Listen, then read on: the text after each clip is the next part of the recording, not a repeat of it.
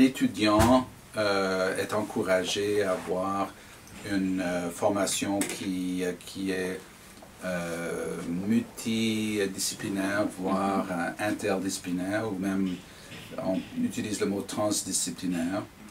Ça veut dire que chaque formation, chaque étudiant doit établir ses propres objectifs de formation. D'accord. Et alors, ça nous prenait un outil pour permettre l'étudiant de développer ses objectifs de formation et de documenter les étapes vers l'atteinte de ces objectifs. Avant, j'envoyais des boîtes aux évaluateurs. Maintenant, simplement, quand la demande, une fois que la date butoir arrive à l'échéance, vous bloquez le site et je crée des PDF et j'envoie les PDF par courriel. Alors, les évaluateurs sont très contents de cette amélioration. Un programme basé sur les compétences trouve son essence avec un moyen de développer la réflexivité des étudiants et assurer le suivi des mentors pour les apprentis. Donc comment faire cette collaboration, ce suivi qui soit cohérent. Et toute la littérature nous disait que le portfolio est un élément essentiel. Donc faire un portfolio en papier, c'était pas très intéressant parce que ça ne nous permettait pas d'avoir accès à l'information comme on voulait. Avec l'évolution de la technologie, c'était tout à fait automatique de penser est-ce qu'on peut avoir cet outil d'une manière électronique qui nous permet cette collaboration entre mentors et apprentis et étudiants, et entre comité d'évaluation qui va faire le suivi, entre les responsables de faire les rapports aux organismes subventionnaires. Donc il fallait jongler en tous ces éléments-là et avoir un rapport qui nous permet d'avoir la productivité des étudiants, la pertinence de leur évolution, les capacités qu'on est supposé voir développer chez eux. Et pour moi, c'était très évident que c'est l'e-portfolio qui doit amener cette réponse. Augmenter une tâche aux étudiants, c'est pas évident. Aux mentors, c'est pire encore, évidemment.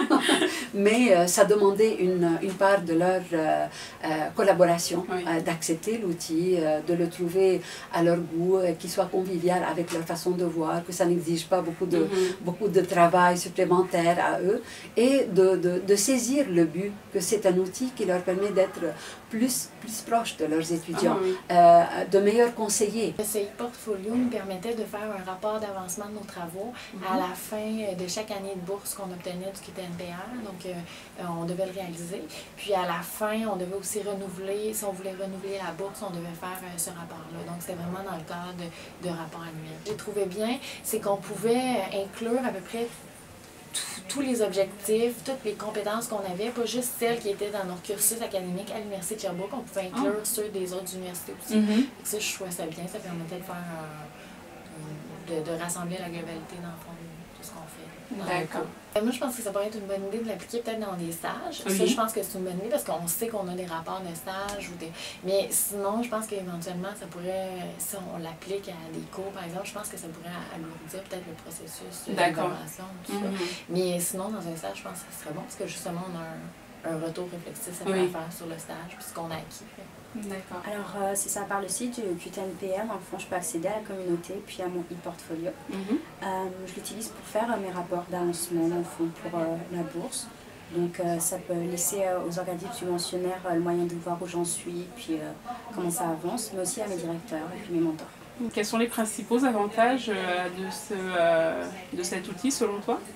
Je trouve que c'est très intéressant pour suivre année par année notre avancement, pour nous-mêmes aussi pour nos mentors, puis pour partager avec tous les gens qui ont accès en fait, les cours qu'on fait, les publications qu'on donne, les congrès ou les colloques auxquels on intervient ou auxquels on va. Alors on a fait quelques rencontres initiaux avec Mathie pour voir, pour un peu évaluer votre expérience et le fonctionnement de votre équipe, et on a vu que c'était très bien adapté à nos besoins. Alors, c'est de cette façon qu'on a choisi Mathie pour agir comme notre développeur de l'outil. C'est très intéressant parce que nous, l'Institut qui finance demande vraiment de faire un suivi des étudiants, moi jusqu'à 5 ans, 6 ans. Alors on pourrait vraiment continuer pour savoir où ils travaillent, qu'est-ce qu'ils font et tout ça. Je trouve ça très intéressant. Le portfolio doit être inhérent à tout programme qui se dit programme de formation basé sur les compétences. Et c'est pour ça qu'on essaie d'en faire le marketing et le lancement à travers tous les programmes que je suis en train de faire un peu partout, là où il y a des formations de base, de professionnels avec des stages, des professionnels de la santé. Je crois mordicus, moi, que c'est vraiment important pour pouvoir cheminer avec les étudiants, d'avoir un outil qui permet ce suivi, cette collaboration, cette entente entre le mentor et l'apprenti pour pouvoir cheminer ensemble et aider l'étudiant à se former et non pas le former. Donc, c'est ça l'essentiel. Le-portfolio est essentiel, comme je le disais, dans toute formation axée sur les compétences, qu'elle soit disciplinaire avec une pratique professionnelle dans un milieu clinique ou autre, ou dans un milieu théorique. Il faut avoir un outil qui nous permet de voir le développement progressif, le développement selon un parcours et non pas une formation par cours. C'est bien la formation axée sur les compétences, il faut suivre le parcours. Donc ça prend un outil qui suit le parcours. Très belle conclusion. Voilà. Merci beaucoup, Marie. Merci à vous. Merci.